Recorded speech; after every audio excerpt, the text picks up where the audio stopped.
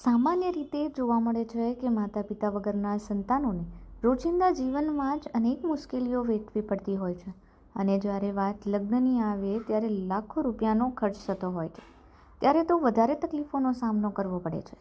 જોકે આજે એવી ઘણી સંસ્થાઓ છે જ કે જે માતા-પિતા વગરની દીકરીઓના પાલક બનીને લગ્ન કરાવતા હોય છે. આ વચ્ચે સુરત શહેરમાં એક એવું યુવાઓનું ગ્રુપ છે જેમણે પાલક ભાઈ બનીને આવી બહેનોના લગ્ન કરાવ્યા છે. 7 વર્ષ પહેલાં અમસ્તે જ બેઠેલા મિત્રમંડળને વિચાર આવ્યો કે યુવા તરીકે તેઓએ સમાજને મદદરૂપ થઈ શકે એવું કોઈ કાર્ય કર્યું નથી. એ સમયે તેઓએ સમાજના વિવિધ વર્ગને મદદરૂપ થઈ શકાય એ માટેનો નિર્ણય કર્યો અને તે સમયે તેમને ખ્યાલ આવ્યો કે જે 5 મિત્રો ત્યાં બેઠા છે તેમાંથી એકને પણ બહેન નથી અને બસ આ જ કારણે તેમણે સંગઠિત થઈને એક જ વર્ષમાં 11 દીકરીઓના લગ્ન કરાવ્યા કે જેમના માતા કે પિતા ન હતા. બસ ત્યારથી જ આ ટ્રસ્ટ દ્વારા આવી દીકરીઓના સમૂહ લગ્ન વર્ષમાં એકવાર કરાવવામાં આવે છે. મારું નામ મેહુલ માલવિયા છે.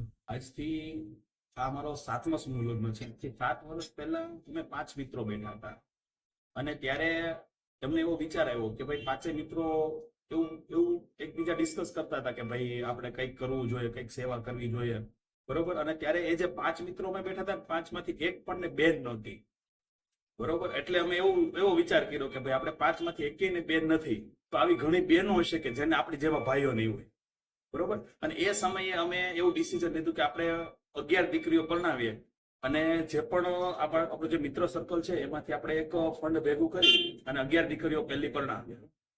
સુધીમાં અમે 750 દીકરીઓને પરણાવી ચૂક્યા છીએ અને અમારી ટીમ 450 ની મારી એક્ટિવ ટીમ છે યુવાનોની. આ ગ્રુપે વિદ્યા વિકાસ એજ્યુકેશન એન્ડ ચેરિટેબલ ટ્રસ્ટ નામની સંસ્થા શરૂ કરી હતી અને ત્યારથી સતત વર્ષમાં એકવાર આ રીતે સમૂહ લગ્નનું આયોજન કરે છે. એટલે એમાં એવી દીકરીઓના લગ્ન કરાવવામાં આવે છે જેમના માતા કે પિતા ન હોય અથવા તો પિતા ન હોય. 7 વર્ષમાં તેમણે 750થી વધુ એવી દીકરીઓના લગ્ન કરાવ્યા છે. એટલું જ નહીં, તેમના કરિયાવરનો સામાન પણ સંસ્થા દ્વારા જ આપવામાં આવે છે. એક પિતા માટે તેમના જીવનના સૌથી મહત્ત્વના દિવસોમાંથી એક દિવસ દીકરીના લગ્નનો હોય છે. પિતા પણ દીકરીના લગ્નના ધૂમધામથી કરવા માટે કોઈ કચાશ ન રહી જાય તે માટે દીકરીના જન્મથી જ તૈયારી કરી દેતા હોય છે. જ્યાં બીજી તરફ દીકરીઓ પણ તેમના લગ્નને લઈને અનેક સ્વપ્ન સેવે છે. જો કે દરેક દીકરીના સ્વપ્ન પૂરા થતા નથી. ઘણી વખત કોઈ કારણોસર ઘણી દીકરીઓના સ્વપ્ન પિતાનું આકસ્મિક અવસાન થાય છે ત્યારે છિન્ન ભિન્ન થઈ જાય છે. જો કે આવી દીકરીઓ માટે સુરતના આ ગ્રુપના યુવાનો પાલક ભાઈ બનીને આવ્યા છે. મારું નામ અતુલ વાડદોરિયા છે. વિદ્યા વિકાસ એજ્યુકેશન એન્ડ ચેરિટેબલ ટ્રસ્ટ દ્વારા આયોજિત આ વખતે 131 દીકરીઓના શાહી સમૂહ લગ્નોત્સવ સુરત ખાતે યોજાવાના છે.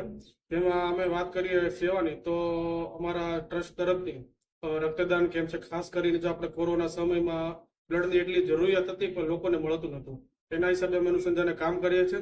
સાથે સાથે શિક્ષણને લગતા પણ કામ કરીએ છીએ અને વિધવા બહેનો એને પણ કરિયાણાની કીટનું વિતરણ કરીએ.